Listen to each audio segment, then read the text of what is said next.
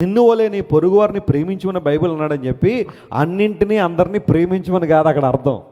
కొంతమంది దేవుడు ప్రేమించమన్నాడు కదండి, నేను సినిమా యాక్టర్లను బాగా ప్రేమిస్తానండి, అది కాదు అక్కడ అర్థం.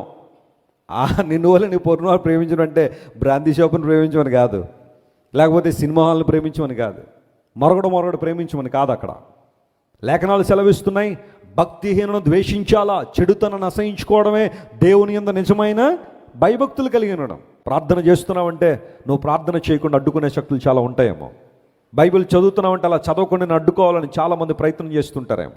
లోకం, స్నేహితులు, బంధువులు, ఇరుగు పొరుగు వారు, కుటుంబ సభ్యులు, కొన్నిసార్లు నువ్వు ఎవరినైతే అతిగా నమ్మేవో వాళ్లే నిన్ను భయంకరమైన విధానంలో ఇబ్బందులు పెట్టే పరిస్థితులు, ఆ పోరాటాన్ని సలపలేక కొన్నిసార్లు చితకలు పడిపోతున్నావేమో.